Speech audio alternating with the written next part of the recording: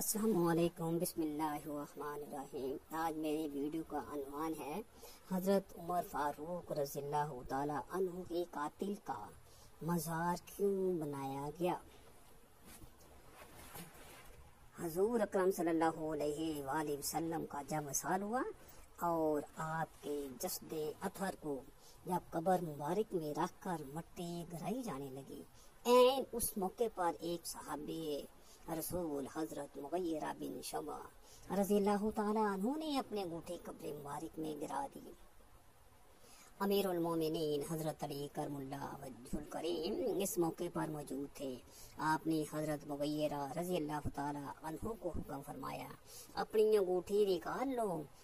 یوں حضرت مغیرہ رضی اللہ تعالیٰ عنہ قبر اطہر میں اترے اور رسول اللہ صلی اللہ علیہ وسلم کے قدم مبارک کو مس کیا اور اپنی انگوٹھی لے کر باہر نکل آئے۔ یعنی آپ سب سے آخری شخص ہیں کہ جنہوں نے رسول اللہ صلی اللہ علیہ وسلم کے جسم اطہر کو چھوا تھا۔ امیر المومنین حضرت عمر بن خطاب رضی اللہ تعالی عنہ کے دور خلافت میں مغیرہ بن شعبہ کوفے کے عامل تھے۔ ابن شہاب سے روایت ہے کہ امیر المومنین حضرت عمر بن خطاب رضی اللہ تعالی عنہ قیدیوں میں سے جو لوگ بالغ ہوتے تھے انہیں مدینہ منورہ آنے کی اجازت نہیں دیتے تھے۔ ایک مرتبہ آپ کو کوفے کے عامل مغیرہ بن شعبہ رضی اللہ تعالی عنہ نے ایک خط لکھا کہ میرے پاس ایک ایسا غلام ہے جو لوہار بھی ہے اور بڑھئی بھی اور نقاش بھی، لیکن چونکہ امیر المومنین آپ نے بالغ قیدیوں کے مدینہ داخل ہونے پر پابندی عائد کر رکھی تھے تو یہ مدینہ داخل نہیں ہو سکتا۔ اگر آپ اسے مدینہ منورہ داخل ہونے کی اجازت دے دیں تو یقیناً یہ مدینے کے لوگوں کے لیے بہت ہی فائدہ مند ثابت ہوگا۔ امیر المومنین حضرت عمر بن خطاب رضی اللہ تعالی عنہ نے جب اس شخص کے بارے میں اپنے عمل سے اتنا کچھ سنا تو خیال کیا کہ ایسا شخص یقیناً مدینہ منورہ کے باسیوں کے لیے نہایت ہی فائدہ مند رہے گا۔ چنانچہ آپ نے اس غلام کاریگر کو مدینہ منورہ داخل ہونے کی اجازت دے دی۔ حضرت مغیرہ رضی اللہ تعالی عنہ نے اجازت ملتے ہی اسے مدینہ داخل کر دیا اور اس پر 100 درہم ماہوار خرچ مقرر کر دیا۔ ابھی اس غلام کاریگر کو مدینہ آئے ہوئے کچھ عرصہ ہی گزرا تھا کہ وہ امیر المومنین حضرت عمر بن خطاب رضی اللہ تعالی عنہ کے پاس یہ شکایت لے کر پہنچ گیا کہ میرے آقا مغیرہ بن شعبہ رضی اللہ تعالی عنہ نے جو مجھ پر خراج مقرر کر رکھا ہے وہ بہت ہی زیادہ ہے جو میں ادا نہیں کر سکتا۔ امیر المومنین حضرت عمر بن خطاب رضی اللہ تعالی عنہ نے اس سے پوچھا، بتاؤ تم کیا کیا کام جانتے ہو؟ وہ عرض کرنے لگا، میں فلاں کام جانتا ہوں۔ اس نے وہ تمام کام گنوا دیے جن کے بارے حضرت مغیرہ بن شعبہ رضی اللہ تعالی عنہ نے بیان کیا تھا۔ امیر المومنین حضرت عمر بن خطاب رضی اللہ تعالی عنہ نے فرمایا، یہ جو کام تم بتا رہے ہو کہ تم جانتے ہو اور ان میں مہارت رکھتے ہو، ان کی نوعیت کے لحاظ سے دیکھا جائے تو تمہارا خراج بالکل بھی زیادہ نہیں ہے۔ وہ غلام یہ سن کر ناراض ہو گیا اور بڑبڑاتا ہوا واپس چلا گیا۔ چند راتیں گزریں کہ امیر المومنین حضرت عمر بن خطاب رضی اللہ تعالی عنہ کا گزرتے ہوئے پھر اس غلام سے سامنا ہو گیا۔ آپ نے اسے بلایا اور فرمایا، کیا مجھ سے یہ نہیں بیان کیا گیا تھا کہ تم کہتا ہے کہ اگر میں چاہوں تو ایسی چکی بنا دوں جو ہوا سے چلے؟ غلام ناراض اور ترشروح ہو کر امیر المومنین حضرت عمر بن خطاب رضی اللہ تعالی عنہ کی طرف متوجہ ہوا اور جواب دیا میں آپ کے لیے ضرور ایک ایسی چکی بناؤں گا جس کو لوگ بیان کیا کریں گے۔ یہ کہہ کر غلام نے پشت پھیری اور چلتا بنا۔ امیر المومنین حضرت عمر بن خطاب رضی اللہ تعالیٰ عنہ اپنے ہمراہ ساتھیوں کی طرف متوجہ ہوئے اور فرمایا اس غلام نے مجھے ابھی قتل کی دھمکی دی ہے۔ امیر المومنین حضرت عمر بن خطاب رضی اللہ تعالیٰ عنہ حضرت عمر بن خطاب رضی اللہ تعالیٰ عنہ کو دھمکی دینے والا غلام ابو لؤلؤ فیروز تھا۔ یہ ملعون صرف دھمکی کی حد تک ہی نہ رہا بلکہ اس واقعے کی چند راتیں گزرنے کے بعد ایک خنجر لیے صبح کی تاریکی میں مسجد کے کسی گوشے میں چھپ کر بیٹھ گیا اور برابر وہیں رہا یہاں تک کہ امیر المومنین حضرت عمر بن خطاب رضی اللہ تعالی عنہ فجر کی نماز کے لیے لوگوں کو جگاتے ہوئے وہاں پہنچ گئے۔ جیسے ہی امیر المومنین حضرت عمر بن خطاب رضی اللہ تعالی عنہ اس بدبخت کے قریب ہوئے تو اس نے تیز خنجر سے آپ پر حملہ کر دیا اور خنجر کے 3 وار آپ پر کیے، جن میں سے ایک وار آپ کو ناف کے نیچے لگا جو گہرا تھا اور اسی پیٹ کے اندرونی کھال تک کاٹ ڈالی۔ پھر وہ مسجد میں موجود دوسرے لوگوں پر ٹوٹ پڑا اور 11 مزید نمازیوں کو بھی خنجر کے وار سے زخمی کر دیا اور آخر میں اپنے ہی خنجر سے خودکشی کر لی۔ ایک اور روایت میں ہے کہ اس نے کل 13 لوگ زخمی کیے تھے، جن میں سے صرف 4 زندہ بچے تھے اور باقی 9 شہید ہو گئے تھے۔ بعضوں کے نزدیک 9 بچے تھے اور 4 شہید ہو گئے تھے۔ حضرت عبداللہ ابن عباس رضی اللہ تعالی عنہما سے روایت ہے کہ ابو لؤلؤ مجوسی اور آتش پرست تھا جو کہ ایرانی مجوسی فوج کا سپاہی تھا اور جنگی قادسیہ میں غلام کے طور پر قیدی ہوا تھا۔ حیرت ہے کہ اس مرحوم مجوسی کو وہ ایک خاص مکتبہ فکر سے تعلق رکھنے والے لوگ بابا شجاع الدین کے نام سے یاد کرتے ہیں، یعنی اسے بابا شجاع الدین کا بہادر سپورٹ کہہ کر یاد کیا جاتا ہے۔ یہی نہیں بلکہ ایران کے شہر کا شان میں ابو لؤلؤ فیروز مجوسی کے نام سے ایک مزار بھی موجود ہے جہاں لوگ باقاعدہ حاضر ہوتے ہیں۔ یہ مزار کب اور کس نے تعمیر کروایا اس کے بارے تاریخ خاموش ہے، البتہ یہ 11ویں صدی کے شاہانہ انداز میں تعمیر کی گئی عمارت ہے جو ایرانی ٹائلوں سے مزین مخروطی گنبد پر مشتمل ہے۔ اس سے بھی زیادہ حیرت کی بات یہ ہے کہ کچھ سال پہلے تک اسلام کے دوسرے خلیفہ امیر المومنین حضرت عمر بن خطاب رضی اللہ تعالی عنہ کی شہادت کے دن کو جشن عمر کشی کے نام سے ایران کی تقریباً تمام بڑے شہروں میں منایا جاتا تھا، جسے عرب ممالک کے پرزور احتجاج پر حکام نے بند کروا دیا تھا۔ سن 2010 میں مسلمان علماء کی ایک عالمی تنظیم نے ایرانی حکومت سے اپیل کی کہ فیروز مجوسی کے مزار کو مسمار کر دیا جائے، لیکن ایرانی حکومت نے ان کا مطالبہ ماننے سے انکار کر دیا۔ اس کے بعد جامعۃ الازہر نے بھی اس مقبرے کو گرانے کا مطالبہ کیا اور ایران سے ہر قسم کے سفارتی تعلقات ختم کر دیے، جس کی وجہ سے ایرانی حکومت نے ابو لؤلؤ مجوسی کے مزار کو مسمار تو نہ کیا، البتہ اسے بند کر کے وہ جگہ مقامی پولیس ہیڈ کوارٹر میں تبدیل کر دی۔ فیروز مجوسی کے نام سے منسوب یہ مزار رقم کے اعتبار سے یہ مزار 60 کلومیٹر کے فاصلے پر کاشان فینس روڈ ایران میں واقع ہے، جسے آج بھی ملاحظہ کیا جا سکتا ہے۔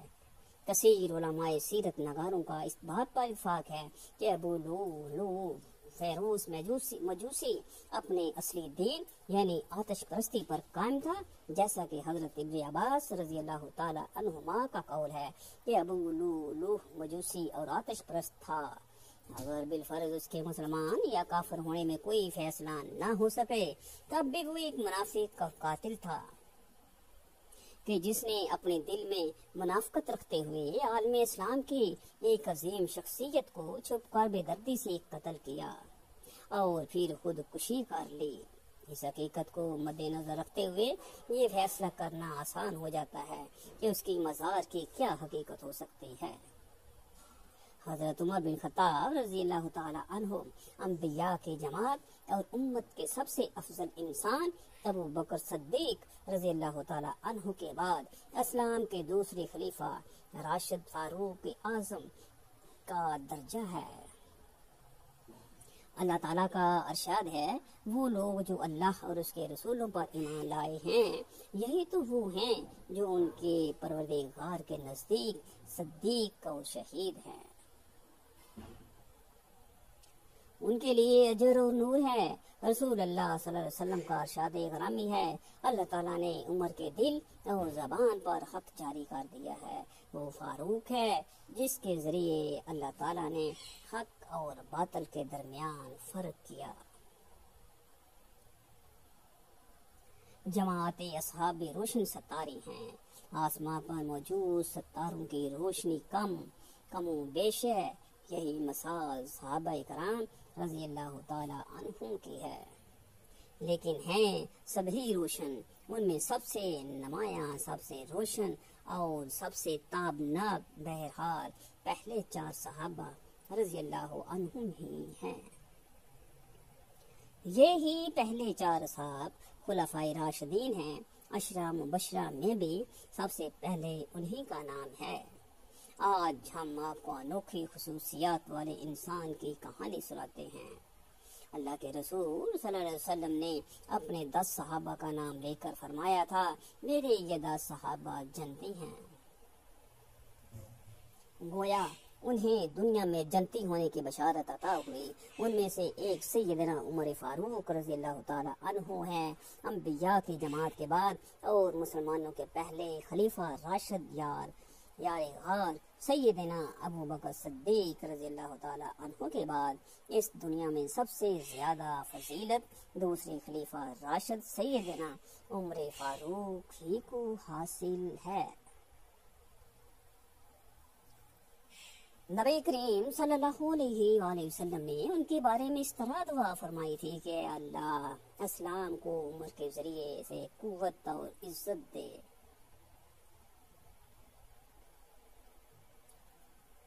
ان کے زمانے میں اسلامی حکومت کئی مربع میل رقبے تک پھیل گئی تھی۔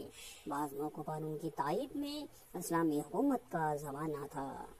اتنے بڑے حکمران ہوتے ہوئے دوپہر کے وقت شہر سے باہر گرم زمین پر کوئی پتھر وغیرہ سر کے نیچے رکھ کر سو جاتے تھے۔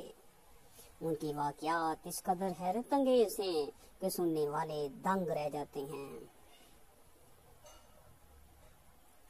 بڑے بڑے طاقتور حکمران ان کے نام سے کامتے تھے، جبکہ خود ان کا یہ حال تھا کہ جسم پر خدر کا لباس ہوتا تھا۔ سیدنا عمر فاروق رضی اللہ تعالی عنہ ہجری سال شروع ہونے سے 40 سال پہلے 583 عیسوی یا 584 عیسوی میں مکہ میں پیدا ہوئے۔ نبی کریم صلی اللہ علیہ وسلم ان سے 13 سال پہلے دنیا میں تشریف لا چکے تھے۔ والدین نے نام عمر رکھا، کنیت ابو حفص رکھی، لقب فاروق تھا، یعنی حق اور باطل میں فرق کرنے والا۔ یہ لقب انہیں نبی کریم صلی اللہ علیہ وسلم نے عطا فرمایا۔ حضرت عمر کا سلسلہ نسب 8ویں پشت میں نبی کریم صلی اللہ علیہ وسلم سے جا ملتا ہے۔ آپ نے دنیا میں حق آنکھ کھولی تو مکہ میں قریش کی سرداری تھی۔ یہ قبیلہ اسماعیل علیہ السلام کی اولاد سے تھا۔ قریش کے آگے چل کر 10 کے قریب قبیلے بن گئے۔ ان میں نبی کریم بنو ہاشم سے تھے، ابو بکر بنو تہم سے اور عمر فاروق بنو عدی سے تھے۔ 10 के 10 कबीलों के सुपुर्द अलग अलग काम थे। मसलन कोई खाना काबा की देखभाल करता था, तो कोई हाजियों को पानी पिलाता था, कोई झगड़ों के फैसले करता था। बनु अद्दी के जिम्मे 2 काम थे। कुरैश को कोई इर्ची बेचना होता तो ये बेचते थे। दूसरा काम ये था कि 2 ग्रोहों में झगड़ा हो जाता तो बनु अद्दी का सरदार फैसला करता था। बनु अद्दी के घर सफा और मरवा पहाड़ियों के दरमियान में थे। हजरत उमर बिन खत्ताब रज़ियल्लाहु ताला अन्हु यहीं पैदा हुए और परवरिश पाई। उनके वालिद खत्ताब बनु अद्दी के सरदार थे। जिस जमाने में नबी करीम सल्लल्लाहु अलैहि वसल्लम ने नबुव्वत का ऐलान किया, खत्ताब फौत हो चुके थे। सैयदना उमर के बचपन के हालात किसी किताब में नहीं मिलते। इतना जिक्र तो मिलता है कि बड़े होकर तो बाप ने ऊंट चराने पर लगा दिया। ऊंट चराते हुए कभी थक कर बैठ जाते तो बाप मारा करता था। जवानी की उम्र को पहुंचने तक लिखना पढ़ना सीख लिया था। नबी करीम सल्लल्लाहु अलैहि वसल्लम ने जब नबी करीम सल्लल्लाहु अलैहि वसल्लम ने जब ऐलान नबुव्वत किया तो कुरैश में कुल 17 आदमी लिखना पढ़ना जानते थे। उनमें हजरत उमर फारूक भी थे। उसके अलावा उन्होंने सिपाहगिरी, तेग ज़नी और घुड़सवारी में कमाल हासिल किया। घुड़सवारी का हाल ये था कि उछलकर घोड़े पर बैठ जाते। कश्ती का फन भी सीखा। ऊंचाई के ताकतवर आलम थे। चोटी के कई पहलवानों से मुकाबले जीते शायर नहीं थे। अशार पसंद करते थे। तकलीद करने का ढंग भी आता था। मजाज में गुस्सा और सख्ती थी। जवान होने पर तजारत का पेशा इख्तियार किया। नबी करीम सल्लल्लाहु अलैहि वसल्लम ने नबुव्वत का ऐलान किया तो उनकी उम्र 27 साल की थी। उस वक़्त वो कुरैश में बहुत ऊंची हैसियत के मालिक थे। मक्के के मोअज़्ज़ज़ लोगों में शुमार होता था कि उनके भाई ज़ैद बिन खत्ताब, बहन फातिमा बिन खत्ताब और बहनोई साद बिन ज़ैद ने जल्द ही इस्लाम कबूल कर लिया। लेकिन उमर अपने बाप दादा के मजहब पर सख्ती से कायम रहे। डट कर इस्लाम की मुखालफत की। मुसलमान हो जाने वालों को मारते पीटते थे। मारते पीटते 6 साल गुजर गए, लेकिन हजरत उमर किसी एक इंसान को भी इस्लाम से ना भेज सके। इस दौरान में कुछ वाकयात ऐसे पेश आए जिनकी वजह से वो सख्त उलझन में पड़ गए। कभी इस्लाम की तरफ माइल होते, कभी मुसलमानों के खिलाफ नफरत महसूस करते। उसकी वजह ये थी कि रसूल करीम सल्लल्लाहु अलैहि वसल्लम के मुतल्लिक कुरैश के काफिरों ने मशहूर कर रखा था कि वो जादूगर हैं। उस जमाने में एक रोज उन्होंने रसूल पाक सल्लल्लाहु अलैहि वसल्लम को हरम शरीफ के अंदर नमाज पढ़ते देखा तो वो आपके पीछे खड़े हो गए।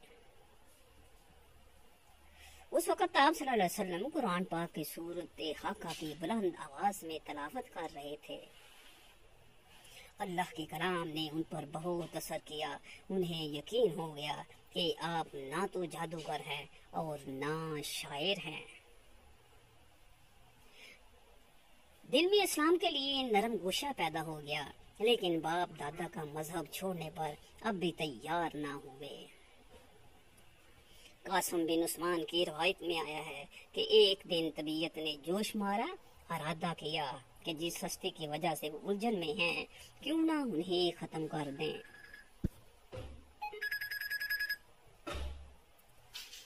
चुनाचे नंगी तलवार हाथ में लेकर निकले। रास्ते में एक मुसलमान नईम बिन अब्दुल्ला मिल गए। उन्होंने पूछा, खैर तो है, नंगी तलवार लिए कहाँ जा रहे हैं? बोले, मोहम्मद सल्लल्लाहु अलैहि वसल्लम को कत्ल करने जा रहा हूँ। नईम ने कहा कि पहले अपने घर की खबर तो लें, आपके बहन और बहनोई मुसलमान हो चुके हैं। सैयदना उमर उल्टे पांव